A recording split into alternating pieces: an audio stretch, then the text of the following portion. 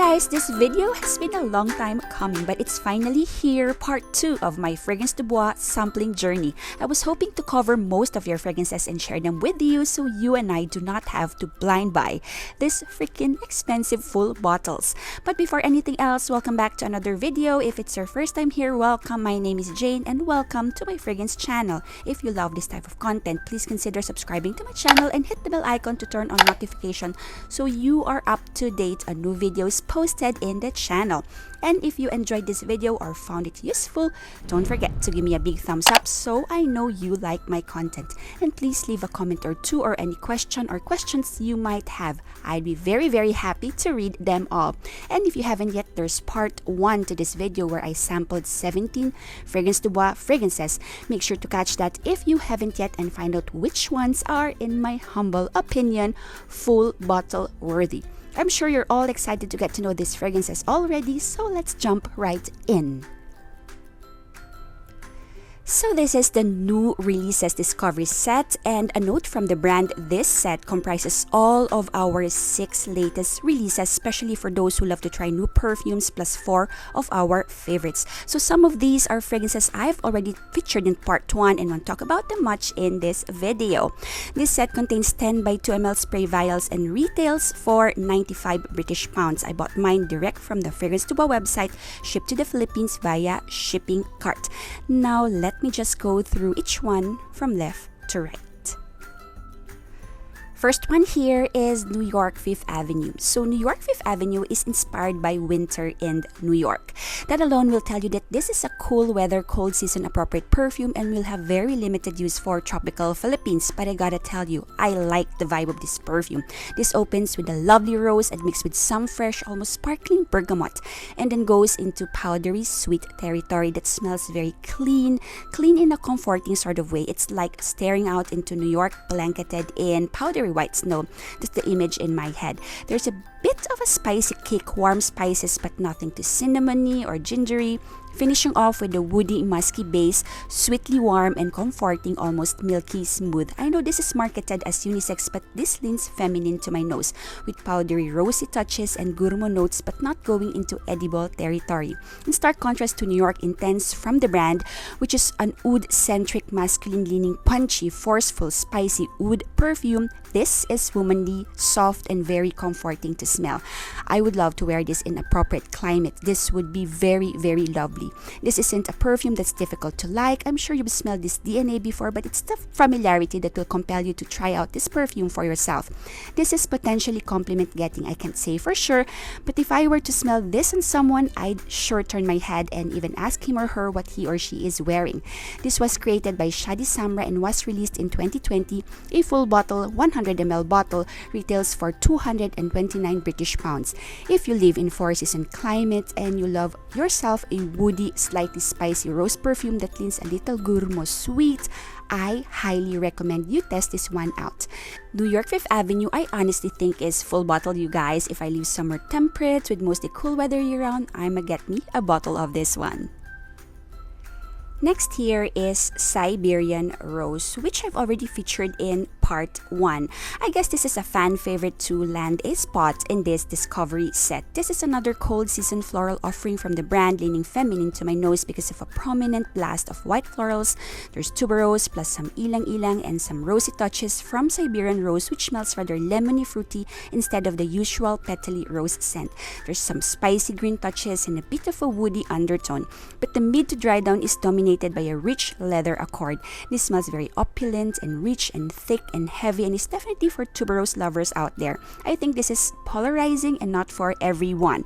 Launched in 2020, Siberian Rose was created by, again, Shadi Samra and retails for 229 British pounds for the 100 ml bottle. Cannabis Blue, I've also talked about in part 1 already. Cannabis Blue is a masculine-leaning fragrance and I think will do great for warm weather or season. Reminds me a lot of Byredo's Open Sky. This was created by Christian Provenzano, released in 2020, and 100 ml bottle sells for 249 British pounds. More about Cannabis Blue in part 1. The fourth fragrance in this set is PM. PM was created by perfumer Shadi Samra in 2022 for legendary music and film producer Michael Blakey, whom we know in YouTube as Producer Michael. I remember watching his house tour video and his $40,000 luxury perfume collection video 2 years ago. I found the videos very entertaining, by the way. He's a funny guy and he does have a very big Fragrance du Bois collection. And so I found it fitting for a man of his wealth and stature to be given an exclusive fragrance by Fragrance du Bois, a brand he loves to begin with. The bottle speaks about the fragrance this was created for, the label in overlapping gold letters P&M in musical notes on a red background. Red means regal and opulent, and of course the opulent Fragrance du Bois studded bottle. The 100 ml sells for 325 British pounds. This to me is straight up masculine, woody and smoky, but when I wore about 2 to 3 sprays of this on my arm to test this out, I received compliments. This starts off very strong and base heavy and then softens up with some manly powdery Oris goodness. I don't think there are top notes. This is one fragrance that's base heavy and opulent through and through. Well, this was meant to portray a power scent, so it's not a surprise. My husband likes this a lot. He said this is very unique. He loves the nicheness of this composition. I don't personally think you'd find this scent profile in any designer fragrance out there. This is for someone who craves niche and is into deep, masculine, woody, smoky type perfumes, compliment getting for men and women alike. Number 5 here is London Spice. This fragrance is said to replace 2015's London Oud from this house, recreated or reworked by François Morel Baudouin in 2021 as a sexier and more sporty interpretation of his London Oud creation minus the oud. London Oud to me was a refined gentleman's everyday after shower cologne, super mass appealing, and I was sad that they had to update that scent to this one. This is an airier, more aquatic, summery, fresh interpretation of the original, retaining that zesty, spicy green aromatic profile, more cologne-y and more after shower outdoorsy smell than predecessor London Oud. But I think the oud added to the allure of London Oud to me. This became more mainstream smelling and designer-esque, and I believe you can get something similar but a more affordable designer alternative to this one. To my husband, this is a pure meh. Totally not worth the price for 285 British pounds for 100 ml in my humble opinion.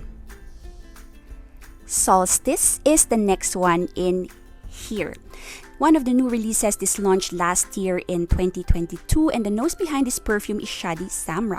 The 100 ml Extrait de Parfum bottle retails for 285 British pounds. This is one very unisex smelling fragrance in this bunch. Right there in the center, I can see this enjoyed by both men and women. I personally did, even if a lot of men like this perfume on them as well. This opens fresh, spicy, clean, citrusy, aromatic like a men's cologne, but has elements of womanly fruity sweetness buried in there. A little pink peppery spice that I smell in a lot of women's perfume, and not only is the scent womanly on my skin, it is a reassuringly woman presence, a quiet elegance to my nose. I'm not sure if it's just me, but this reminds me a little bit of Santal Complete from Fragrance du Bois. I wore this early morning January tropical weather and felt so right. I can see this worn towards late afternoon to evening in this climate as well. The freshness will cut through the heat that then heralds a nice cocooning warm sweet scent to linger on for the rest of the evening. In tropical climate, I think this will do great as a scent to wear on your first few dates, meeting someone new, and date nights for couples. The unisex appeal of this fragrance will engage people and make you sort of irresistible. I personally really like this fragrance, and although I don't think the price justifies the scent profile, I appreciate how well made this one is. Like, there's no rough edges. This is very well rounded. Not one of the notes is screechy. Yup, one well-made perfume right here. Solstis will not blow your socks off, but is something I recommend you try from the brand. Who knows, this might surprise you. This is easily an easy reach kind of perfume to me. Secret Tryst. This fragrance has been sent complimentary to a lot of fragrance reviewers I follow in YouTube, and saw a lot of reviews on this when this first came out in 2021. Some really liked this, some were not a fan. The notes that stood out to me the most are warm amber and resins, but in the softest possible way. It's like they are there, but like a thin veil or a smoke around that does not go away. This is also very saffrony, but balanced out by some cardamom and floral touches. There's a little bit of freshness as well, preventing this fragrance from being too deep and dark and heavy and super resinous in spite of the notes. The overall soft texture around this fragrance keeps this lifted and almost airy. I'm not a big fan of amber-centric perfumes, probably because these scents tend to be more appropriate in cooler climates, so while this fragrance is not my cup of tea, maybe it is for so many of you out there. Reading the notes, I couldn't believe how incredibly smooth, silky soft this is on skin. I thought this would be a screamer, but it's not. And despite the soft, smooth aura of this perfume, this is really long-lasting, you guys. This lingers on even after one wash. This is unisex offering, and this retails for 285 British pounds for a 100 ml bottle. No perfumer was listed. Cavort was released together with Secret Tryst in 2021, and Together with Secret Tryst was pretty hyped up by a lot of fragrance reviewers early last year. This is the fresher, ambery offering of the two. This also has a little more playful vibe with a sweet, candy-like undertone about it. The spices are there, the resins are there, the warm amber sweetness is there, but this goes into an almost opposite direction as that of Secret Tryst. This screams and is pretty loud. Overall, something here bothers me a lot. There's an ingredient or two that I think shouldn't have been added. This goes into an almost annoying direction to me. Not something I would want to douse myself in. For 285 British pounds, this is a hard pass for me. The ninth fragrance in this set is Milano. The best part of this perfume to me is the opening. The bergamot here is the bergamot of my dreams, added to some spicy saffron, thyme, plus some orange and some jasmine and more fruit notes and a sprinkling of olibanum. The first 30 minutes of this perfume is the most enjoyable to me. And then comes the leather, in true Milan fashion. There has to be leather in a fragrance named after the fashion capital city of Italy. But for whatever reason, it was the only note that lingered on me, drowning the lovely opening and the lovely mid. I suspect it is the climate and my skin, but only leather remains, and it's absolutely strong and unpleasant and annoying, especially to my little daughter. On first spray, I was very confident that this is going to garner me compliments, but then, as soon as I joined my family in the car, my daughter was opening her window to air my fragrance out. The animalic leather touches was simply too strong and too annoying for us tropical dwellers. I wish they make a similar perfume minus the leather. I'd definitely buy me a bottle. Milano sells for 229 British pounds. The flag edition retails for 249. The nose behind this perfume is Shadi Samra, and this launched in 2020. Last but not the least is Minuet et Demi.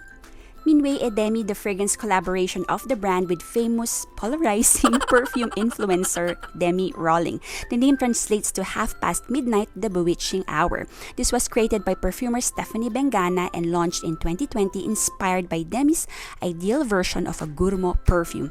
Right off the bat, this perfume resembles a perfume I own, Penhaligon's Changing Constants, and for that reason, I definitely like this perfume but don't necessarily need to own a bottle anymore. This is a warm, spicy, caramelly, powdery, soft perfume, great for date nights and to celebrate special moments.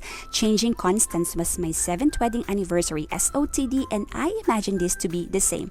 Minus all the polarizing reactions surrounding Demi, I think this is a pretty good perfume. Great to own, especially if you're into softer, sweetly vanillic type of gourmand fragrances that will not scream at you but will definitely catch others' attention nonetheless. Great to wear on cooler nights and days, for date nights, and for when you want to feel a little special and pretty and sexy. The 100 ml bottle retails for 250 British pounds.